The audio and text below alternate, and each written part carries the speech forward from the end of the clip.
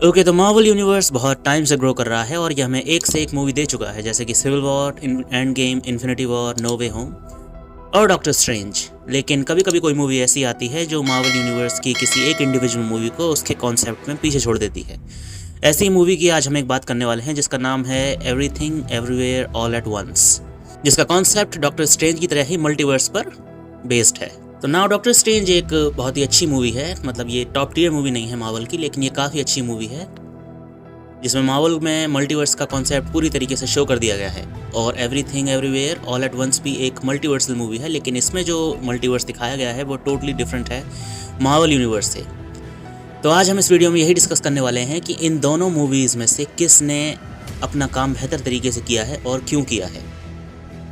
इसलिए इस वीडियो को हम 3 सेगमेंट में बांटेंगे। पहला है स्टोरी, जहां पर मैं डिस्कस करूंगा कि इन दोनों मूवीज़ की जो स्टोरी है वो किस तरीके से बेहतर है और किस तरीके से बेहतर नहीं है। दूसरे नंबर पर विलन, मतलब दोनों मूवीज़ में ऑब्वियसली एक विलन तो है ही, लेकिन किस मूवी में विलन बेहतर है और किस में बेहतर नहीं है। और तीसरे नंबर पर यानी कि कंक्लूजन, आखिर इन दोनों में कौन सी मूवी सचमुच में बेहतर है। ऑफकोर्स सचमुच में बेहतर होने से मेरा मतलब है कि ये सिर्फ मेरी सोच है, तुम अपनी तरफ से कोई भी मूवी पसंद कर सकते हो, ये तुम्हारी अपनी चॉइस होगी। तो सबसे पहले देख लेते हैं स्टोरी। तो doctor strange multiverse of madness की स्टोरी समझने के लिए तुम्हें मार्वल यूनिवर्स को थोड़ा पीछे समझना पड़ेगा। जब वांडा ने अपने बच्चे खो दिए तो वो पगला गई, और मल्टीवर्स ऑफ मैडनेस इसी के बारे में है कि वो किस तरीके से अमेरिका के पीछे पड़ी हुई है ताकि उसकी पावर्स के थ्रू एक ऐसे यूनिवर्स में जा सके जहाँ पर उसे उसके बच्चे वापस मिल सकें। और डॉक्टर स्ट्रेंज अमेरिका चावेज़ को बचाने की कोशिश कर रहा है। दूसरी तरफ everything everywhere all at once की स्टोरी भी ज़्यादा कॉम्प्लिकेटेड नहीं है। यहाँ पर हमारे पास जो हमारे मेन प्रोटैगनिस्ट है वो है एवलिन क्वान वोंग, एक नॉर्मल मिडिल एज लेडी जो एक लॉन्ड्री शॉप चलाती है, और उसका पति भी है और उसकी एक टीनेज डॉटर भी है जो अपनी माँ से अपने रिश्ते बेहतर बनाने की कोशिश करती है, लेकिन उन दोनों के बीच में कम्युनिकेशन और जनरेशन गैप होने की वजह से वो ऐसा कर नहीं पाते, क्योंकि ए माँ बहुत ज़्यादा बिजी रहती है और बी बेटी को लगता है कि वो उसके लिए टाइम नहीं निकाल रही, जो कि ऑब्वियसली सही सी बात है। लेकिन फिर जो एक इंसिडेंट होता है जिसके थ्रू एवेलिन को रियलाइज़ होता है कि मल्टीवर्स एग्जिस्ट करता है और वही मल्टीवर्स की आखिरी होप है सब कुछ बचाने के लिए। तो अगर डॉक्टर स्ट्रेंज की मैं बात करूं तो इसका जो कॉन्सेप्ट है विलन का, मतलब जो स्टोरी का कॉन्सेप्ट है वो नैरो है थोड़ा। मतलब वांडा पीछे पड़ी हुई है अमेरिका चावेज़ के, क्योंकि उसे अपने बच्चे वापस चाहिए। वो एक यूनिवर्स में जाना चाहती है जहाँ पर वो अपने बच्चों को वापस ले सके। अब पूरी मूवी की स्टोरी में ये कहीं इंडिकेट नहीं किया गया कि वांडा की जो इंटेंशंस हैं वो आखिर हैं क्या। मतलब वो सच में एक ऐसे यूनिवर्स में जाना चाहती है जहाँ पर उसके बच्चों के पास माँ ना हो ताकि वो उनकी माँ को रिप्लेस कर सके, या फिर वो एक ऐसे स्पेसिफिक यूनिवर्स में जाना चाहती है जहाँ पर उसके बच्चे हैं और वहाँ पर जाकर वो उनकी माँ को ख़त्म करे और उनकी जगह ले ले। लेकिन फिर भी उसके पर्सनैलिटी को और उसके एक्ट को देखते हुए हम ये फेयरली अज्यूम कर सकते हैं कि दूसरा वाला ज़्यादा पॉसिबल है कि वो किसी ऐसे यूनिवर्स में जाएगी जहाँ उसके बच्चे हैं और वहाँ उनकी माँ को ख़त्म करेगी और उसकी जगह ले लेगी। ये जो स्टोरी का जो कॉन्सेप्ट है ये नैरो है, तुम्हें हर चीज़ को इंट्रोड्यूस करना होता है एटलीस्ट एक बार अपनी स्पीच में। तो अगर मल्टीवर्स के बारे में हम ये सोच सकते हैं कि एक ऐसा यूनिवर्स ज़रूर होगा जहाँ पर उसके बच्चों की माँ ना हो, तो फिर मुझे लगता है कि ऐसा राइटर्स भी सोच सकते थे। और अगर वो ऐसा सोच सकते थे तो वो कोई ऐसा नोट डाल सकते थे मूवी में जिससे कि हमारी ये स्पेकुलेशन कि क्या ऐसा यूनिवर्स नहीं है, और अगर है तो फिर वांडा वहाँ क्यों नहीं जा रही, वो मिट जाती। जैसे कि ए ऐसा यूनिवर्स है ही नहीं, बी तुम ऐसे यूनिवर्स में ट्रैवल नहीं कर सकते जहाँ तुम्हारा रूप हो ही ना, सी या फिर कोई और साइंटिफिक रीज़न बना सकते थे कि वांडा ऐसे यूनिवर्स में क्यों नहीं जा सकती जहाँ उसके बच्चे हैं लेकिन ऑर्फन हैं। लेकिन मूवी ऐसा कुछ भी नहीं करती। दूसरी तरफ जो हमारी मूवी का मेन हीरो है यानी कि डॉक्टर स्ट्रेंज, वो बहुत ही बेहतरीन तरीके से लड़ा था थैनोस से, लेकिन तब से लेके और इस मूवी तक मेरे ख्याल से पता नहीं क्या डाउनग्रेड हो गई है डॉक्टर स्ट्रेंज में। वो पूरी मूवी में भागता ही रहा है वांडा से। अब मैं जानता हूँ कि वांडा ऑब्वियसली डॉक्टर स्ट्रेंज से ज़्यादा और थैनोस से भी ज़्यादा पावरफुल है, और एक मायने में इन्फिनिटी स्टोन से भी ज़्यादा पावरफुल है, लेकिन एटलीस्ट डॉक्टर स्ट्रेंज को उससे अपने पूरे लेवल पर लड़ना चाहिए था, जैसे कि फ़ाइट हमने थैनोस के साथ देखी थी उसकी, जो कि माइंड ब्लोइंग थी। लेकिन यहाँ पर ऐसा कुछ भी नहीं होता है। अब ऑफ कोर्स सैम रेमी ने इस मूवी को एक हॉरर मूवी में बदलने की कोशिश की है, लेकिन वो पूरी तरीके से कामयाब नहीं हो पाता, क्योंकि मार्वल यूनिवर्स से हम पहले से ही पूरी तरीके से वाकिफ़ हैं। तो इसमें जो आर रेटेड सीन नहीं आते, एक तो वो ही इसको एक हॉरर मूवी बनाने से रोक लेते हैं। दूसरा, जो कैरेक्टर अपने आप को डरावना बनाने की कोशिश कर रहे हैं उनसे हम अच्छी तरीके से फेमिलियर हैं, तो उनसे डर लगने का तो सवाल पैदा नहीं होता। एक नए विलन से डरा जा सकता है, लेकिन वांडा या डॉक्टर स्ट्रेंज से डरना, वेल मुझे नहीं लगता कि ये पॉसिबल है। तीसरी तरफ इस मूवी की जो स्टोरी है ये भी काफ़ी सिंपल है। एक विच एक बच्ची के पीछे पड़ी हुई है जिसके अंदर स्पेशल पावर्स हैं और एक अच्छा आदमी उसे बचाने की कोशिश कर रहा है, इसीलिए उसे जगह में ले लेकर भाग रहा है। अब इसमें कोई नई बात नहीं है, ऐसी कई बिना मल्टीवर्स की मूवी भी होती हैं जिसमें एक बंदा एक बच्चे को बचाने की कोशिश करता है बुरे लोगों से या बुरी विच से या फिर बुरे गुंडे से। तो हाँ, इस मूवी में इतना कुछ वेरिएशन भी नहीं है स्टोरी के मामले में। अब अगर मैं अच्छाई की बात करूँ तो ये अच्छा ये करती है कि इसमें जो डॉक्टर स्ट्रेंज का जो कैरेक्टर है ये डेवलप होता है, ये आगे बढ़ता है, ये अपने पीछे के जो इसके ख्याल हैं और पीछे की जो इसकी कड़ियाँ हैं उनको तोड़कर एक नए कैरेक्टर में इवॉल्व होता है लास्ट तक। और दूसरी अच्छी बात इस मूवी में है वो है कमाल का CGI। मतलब ऑब्वियसली मार्वल की मूवी है तो बेहतरीन CGI तो होगा ही होगा। एक से एक मॉन्स्टर हमें बेहतरीन तरीके से देखने को मिलते हैं, लेकिन स्टोरी में कई जगह पर बहुत सारे छेद भी हैं, जैसे कि स्मार्टेस्ट मैन अलाइव था ही नहीं, उसने जो किया वो किसी स्मार्टेस्ट मैन का काम तो बिल्कुल भी नहीं था। तो अगर तुमने जॉन क्रेंस्की को चुना है क्योंकि फैंस चाहते हैं कि वो मिस्टर फैंटास्टिक बने, तो फिर उसे इतनी बुरी तरीके से ख़त्म करने का सेंस क्या बनता है? एटलीस्ट उसे थोड़ा मौका तो दे लड़ने का, एटलीस्ट हमें थोड़ी बहुत स्ट्रेचिंग देखने को मिल जाती। पर ऐसा कुछ भी नहीं होता। वहाँ पर वांडा एक दूसरी बॉडी में होने के बावजूद भी उनको बुरी तरीके से बुचर कर देती है। खैर एनीवे, इल्यूमिनाटी को इतनी बुरी तरीके से ख़त्म करने का ये डिसीजन था, ये बिल्कुल भी अच्छा नहीं था। अगर तुम्हें इन्हें इतनी ही बुरी तरीके से ख़त्म करना था एक झटके में, तो फिर इन्हें दिखाने का भी कोई मतलब नहीं बनता था। मुझे लगता है कि सारा पॉइंट जो इन्हें दिखाने का था वो ये था कि वांडा कितनी पावरफुल है, जो कि मुझे लगता नहीं कि इन्हें दिखाने की ज़रूरत थी। हम पहले से जानते हैं कि वो बहुत ज़्यादा पावरफुल है। इसको किसी और तरीके से स्पिन कर सकते थे। ये जो इन्होंने टेक लिया है इल्यूमिनाटीज़ को ख़त्म करने का एक सेकंड में दूसरे यूनिवर्स के, ये बहुत ही गंदा है। खासतौर से जब तुम एक ऐसे एक्टर को कास्ट कर रहे हो जिसको फैंस ने कास्ट किया है। Now everything everywhere all at once, एक मल्टीवर्सल मूवी जिसमें मल्टीवर्स का कॉन्सेप्ट टोटली डिफरेंट है। मतलब मल्टीवर्स एग्जिस्ट करता है और हर यूनिवर्स में हमारे वेरिएशन भी होते हैं, लेकिन ये एक कॉमेडिक वे में दिखाया गया। जैसे कि अल्फा वेमेंट एवलिन को एक्सप्लेन करता है कि अगर तुम्हें किसी दूसरे यूनिवर्स में जाना है तो तुम्हें कोई बहुत ही अजीब सा एक्ट करना पड़ेगा जिससे कि तुम एक गुलेल की तरह उस यूनिवर्स में शूट हो जाओ, जो कि बहुत अजीब है और मैंने किसी और मूवी में अभी तक नहीं देखा है। और इस अजीब से एक्ट की वजह से ही जो कॉमेडी क्रिएट होती है वो हमें बहुत हंसाती है। जैसे कि वेमन को अपनी उंगली पेपर कट से काटनी पड़ती है 4 या 7 बार, और ऐसे बहुत ही वैकी से इंसिडेंट पूरी मूवी में होते रहते हैं जो तुम्हें एक यूनिवर्स से दूसरे यूनिवर्स में शॉर्ट कर दें। लेकिन दूसरे यूनिवर्स में ट्रैवल करने का मतलब ये नहीं है कि तुम इस अर्थ से बाहर जा रहे हो। वहाँ पर सिंपली इतना होता है कि जिस अर्थ पर तुम जा रहे हो वहाँ की कॉन्शियसनेस से तुम्हारा दिमाग कनेक्ट हो जाएगा और उसकी जितनी भी एबिलिटी हैं वो तुम्हारे अंदर आ जाएंगी। तो अगर किसी यूनिवर्स में एवलिन ने मार्शल आर्ट सीख रखी हैं और वो वहाँ के यूनिवर्स की मेमोरीज से कनेक्ट हो जाती है, तो यहाँ पर भी वो मार्शल आर्ट सीख जाएगी। तो हाँ, ये कुछ नया है जो अभी तक मैंने नहीं देखा ऑलमोस्ट। और हर यूनिवर्स में वैकी एबिलिटीज़ होती हैं, तो फिर ऑब्वियसली ये बहुत ही जॉयबल, वंडरफुल और हिलेरियस राइड हो जाती है। लेकिन इस मूवी का जो ये कॉन्सेप्ट है, मतलब कॉमेडी वाला, ये नहीं है इसकी स्ट्रेंथ। इसकी स्ट्रेंथ है इन माँ बेटी के बीच का रिलेशन, क्योंकि ऑब्वियसली जो मूवी का विलन है वो उसकी बेटी ही है, जिसका नाम भी अजीब सा था, जो बुटपाकी। तो ये जो दिखाता है कि उसकी बेटी जो विलन बन गई, ये नहीं दिखाता कि वो विलन बन गई। वो एक ईविल पर्सन नहीं है, वो ईविल बनी है अपने माँ बाप की एक्सपेक्टेशन की वजह से, क्योंकि उसकी माँ ने, यानी कि अल्फावर्स की एवलिन ने उससे बहुत ही ज़्यादा एक्सपेक्ट कर लिया, जिसकी वजह से उसका दिमाग ब्रेक हो गया। अब हर माँ बाप अपने बच्चों से एक्सपेक्टेशन रखते हैं, लेकिन अगर वो एक्सपेक्टेशन बच्चों की एबिलिटीज़ से ज़्यादा ऊपर निकल जाए तो वो उनकी मेंटालिटी को डिस्टर्ब कर सकती हैं। इस मूवी में ये एक साइंस फिक्शन के तौर पर दिखाया गया है, लेकिन बात वही है, अपने बच्चों की मेंटल स्ट्रेंथ और वीकनेस को समझना एक माँ बाप की सबसे बड़ी जिम्मेदारी है। और ये मूवी इस कॉन्सेप्ट को एज अ साइंस फिक्शन में कैसे ढाल देती है, ये मुझे बहुत ही ज़्यादा पसंद आया। क्योंकि एक तरफ तुम सीख रहे हो कि पेरेंटहुड कैसा होता है और दूसरी तरफ तुम्हें साइंस फिक्शन और एंटरटेनमेंट का डोज भी मिल रहा है। तो हाँ, एक कॉमेडी के साथ साथ माँ बेटी का रिलेशन किस तरीके से मेंटेन करना है, ये मूवी में बहुत अच्छी तरीके से दिखाया गया है। पेरेंटहुड की चीज़ें भी इस मूवी में बहुत ही बेहतरीन तरीके से दिखाई गई हैं। लेकिन ऐसा ही नहीं है कि सिर्फ जॉय वॉन्ग के ही पॉइंट ऑफ व्यू को दिखाया गया हो या फिर एवलिन के पॉइंट ऑफ व्यू को ही दिखाया गया हो। इन्होंने इस मूवी में इन दोनों पॉइंट ऑफ व्यू को बेहतरीन तरीके से बैलेंस किया है। ना तीसरी जो चीज़ हमें पता होनी चाहिए स्टोरी के बारे में, वो ये है कि ये जो 3 इसमें एलिमेंट हैं स्टोरी के, वो हैं कॉमेडी, साइंस फिक्शन और ड्रामा, यानी कि इमोशनल ड्रामा, माँ बेटी के बीच का रिलेशन। अब ये जो 3 एलिमेंट होते हैं स्टोरी के, इनको पूरी तरीके से बेहतरीन तरीके से मिक्स करना कि ऑडियंस को सारों का ही परफेक्ट डोज मिले, बहुत ही ज़्यादा मुश्किल काम है। थॉर रैग्नारॉक देख के ये मैं पूरी तरीके से समझ चुका हूँ, क्योंकि इसमें कॉमेडी ज़्यादा है लेकिन इमोशन की बहुत ज़्यादा कमी है। लेकिन everything everywhere all at once ऐसा नहीं करती। इसमें तुम्हें इन तीनों चीज़ों का परफेक्ट बैलेंस मिलेगा। तुम्हें हंसी भी खूब जम के आएगी, साइंस फिक्शन भी इसमें बहुत ही काफ़ी अच्छा है, वैकी है, अजीब है लेकिन अच्छा है। और तीसरी तरफ जो सबसे बेहतरीन चीज़ है वो है इनका रिलेशन किस तरीके से ग्रो करता है, किस तरीके से मैन करता है, किस तरीके से एक माँ अपनी बेटी को समझ रही है और उसकी बेटी ये रियलाइज़ कर रही है कि जो वो पाना चाहती है टेक्निकली वो उसे कभी मिल नहीं सकता क्योंकि परफेक्ट एग्जिस्ट करता नहीं है।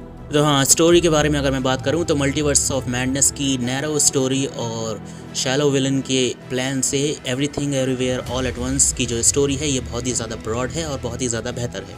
ये तुम्हें रुलाने का दम भी रखती है, तुम्हें हंसाने का भी, और तुम्हें ये सोचने पे भी मजबूर कर देती है कि आखिर आइडिया कहाँ से आए होंगे बनाने वालों को इस तरीके के। नाउ मैंने सोचा कि एक मूवी के बारे में सारी चीज़ें हमेशा पॉजिटिव नहीं हो सकती, तो obviously everything everywhere all at once के बारे में कोई ना कोई ऐसी चीज़ तो होगी जो शायद अच्छी ना हो। और काफ़ी सोचने के बाद अपने पर्सनल एक्सपीरियंस से मैं कह सकता हूँ कि मुझे कुछ भी ऐसा नज़र नहीं आया जो उसमें मुझे बुरा लगा हो, सिवाय मैंड्रिन के। मतलब कहीं कहीं पर वो लोग मैंड्रिन बोलने लगते हैं जिसकी वजह से मुझे थोड़ा सबटाइटल वाली दिक्कत हो जाती है। अदर देन दैट मुझे नहीं लगता कि everything everywhere all at once में कोई कमी है, बट ऑफ कोर्स ये तो अपने पर्सनल एक्सपीरियंस पर निर्भर करता है। कुछ लोग ऐसे भी जरूर होंगे जिनको ये मूवी रत्ती भर भी पसंद ना आई हो। नाउ इस वीडियो का सेकंड फेज यानी कि विलन। तो सबसे पहले हम ले लेते हैं डॉक्टर स्ट्रेंज के विलन को, क्योंकि वो बहुत ज़्यादा फेमस है ऑब्वियसली, यानी कि वांडा। अब वांडा की मोटिवेशन समझने के लिए तुम्हें कोई फिलोसफर होने की ज़रूरत है ही नहीं। वांडा विजन में वांडा ने अपने बच्चों को खो दिया था और उन बच्चों को वापस पाने के लिए उसने डार्क होल्ड का यूज़ किया, जिसने उसे करप्ट कर दिया और उसको बताया कि यूनिवर्स में उसके बच्चे हर जगह एग्जिस्ट करते हैं सिवाय उसके यूनिवर्स के, तो वो किसी भी यूनिवर्स में जाके अपने बच्चों को पा सकती है। ऑब्वियसली इसके लिए अगर उसे उन बच्चों की माँ को यानी उस दूसरे यूनिवर्स की वांडा को भी मारना पड़े तो फिर वो उससे पीछे ऑब्वियसली नहीं हटती। अब ऑफ कोर्स ये सब डार्क होल्ड का करप्शन था, लेकिन जो भी था ये फैसला तो हमारे मेन विलन का ही था, यानी कि वांडा का। तो जो सिनेरियो ये मूवी सेट करने की कोशिश करती है विलन के लिए वो ये है कि एक ग्रीफ स्ट्रकिंग मदर है जो अपने बच्चों को वापस पाने की कोशिश कर रही है, जो कि अच्छा है और काफ़ी अच्छा है सच बताऊं तो। लेकिन प्रॉब्लम इसमें इतनी हो जाती है कि जिस तरीके से वो अपने बच्चों को पाने की कोशिश कर रही है उसमें बहुत ज़्यादा होल्स हैं। मल्टीवर्स की थ्योरी के साथ अगर तुम इस चीज़ को मिला के देखोगे तो तुम्हारे दिमाग में ऐसे ही सवाल आते रहेंगे कि एक ऐसा यूनिवर्स भी होगा जहाँ उसके बच्चे अकेले हों, वो वहाँ जा सकती है। इस सारे प्लान में लड़ाई की आखिर ज़रूरत ही क्या है? चुपचाप बैठ के बात भी तो की जा सकती है कि मुझे मेरे ऐसे यूनिवर्स में भेज दो जहाँ पर बच्चे अकेले हैं, मैं चुपचाप चली जाऊँगी। तो बातचीत से भी प्रॉब्लम सॉल्व की जा सकती थी, इतना लड़ाई फैलाने की ज़रूरत ही क्या थी? लेकिन ऑब्वियसली लड़ाई तो फैलनी थी क्योंकि वो डार्क होल्ड से करप्टेड थी और डार्क होल्ड बिना लड़ाई के तो काम कर नहीं सकती। लेकिन फिर भी इस प्लान में जो होल्स हैं इसको इग्नोर नहीं किया जा सकता। ये थोड़े टाइम बाद तुम्हें होल्ड कर लेते हैं और सोचने पे मजबूर कर देते हैं। यही वजह है कि एक ग्रीफ स्ट्रकिंग मदर होने के बावजूद भी और इतनी बेहतरीन मोटिवेशन होने के बावजूद भी तुम पूरी तरीके से इसके इमोशन में समर्ज नहीं हो पाते। अगर बात सिर्फ मल्टीवर्स की ना होती और सिर्फ एक ही सिंगल यूनिवर्स की होती जिसमें तुम किसी तरीके से अपने बच्चों को पाने की कोशिश कर रहे हो, तब भी स्टोरी हमें अच्छी लग सकती थी, क्योंकि तब शायद सिर्फ एक ही तरीका होता इसके बच्चों को वापस पाने का और वो होता कोई ईविल तरीका।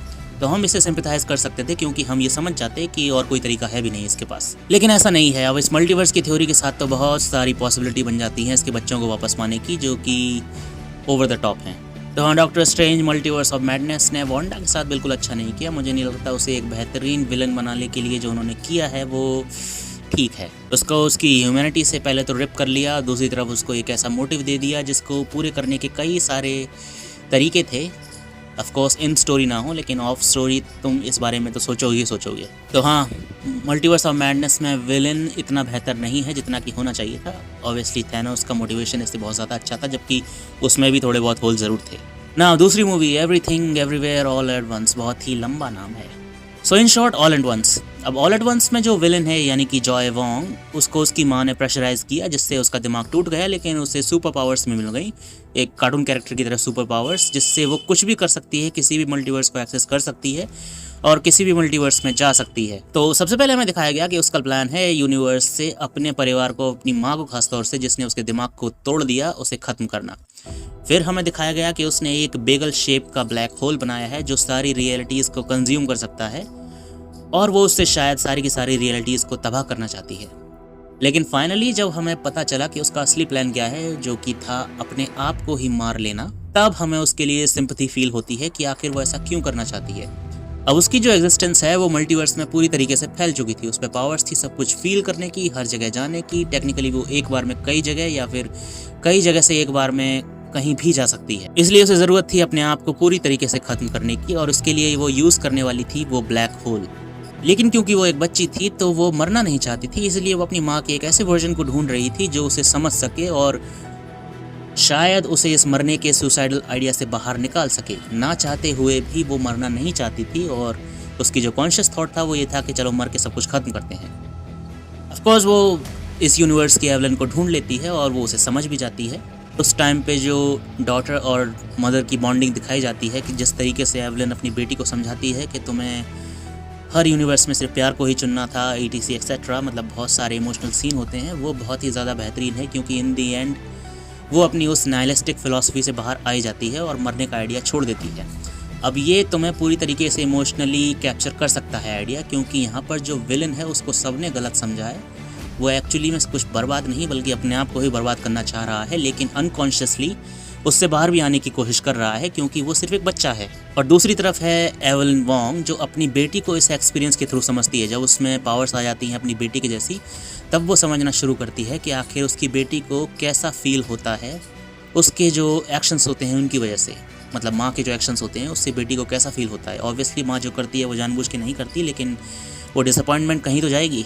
तो हाँ, अगर मैं विलन के तौर पर लूँ तो ऑल एट वंस बहुत ही ज़्यादा बेहतरीन है मल्टीवर्स ऑफ मैडनेस की वांडा विलन से। चाहे मार्वल यूनिवर्स को अपना यूनिवर्स एस्टैब्लिश करने में बहुत ज़्यादा टाइम लग गया हो, लेकिन इस मूवी ने विलन का काम बहुत ही ज़्यादा अच्छा किया है, क्योंकि ये पूरी तरीके से इमोशनली तुम्हें कैप्चर करने में कामयाब रहता है। क्योंकि माँ बेटी का जो रिश्ता होता है, या फिर कहूँ माँ बच्चों का जो रिश्ता होता है, वो बहुत ही ज़्यादा खूबसूरत होता है। उसे इस खूबसूरती से दिखाना हर किसी स्टोरी के बस की बात नहीं होती। तो एक तरफ मल्टीवर्स ऑफ मैडनेस है जिसमें वांडा अपने बच्चों को पाने के लिए कुछ भी कर सकती है, जो कि सुनने में अच्छा लगता है, लेकिन जब तुम्हारे पास अपने बच्चों को पाने के तरीके 101 हों और तुम उसमें से सिर्फ वही चुनो जो ईविल है, फिर चाहे तुम डार्क होल्ड से करप्ट हो या फिर ना हो, मतलब मैं इस इक्वेशन में डार्क होल्ड को ऑब्वियसली नहीं डाल रहा हूँ क्योंकि ये स्टोरी राइटिंग की बात हो रही है, इन यूनिवर्स की नहीं। तो तुमने वही रास्ता लिखा एज अ विलन जो पॉसिबिलिटी क्रिएट करता है दूसरे यूनिवर्स में उसके बच्चों के अनाथ होने की या फिर चुपचाप बैठकर बात करने की भी।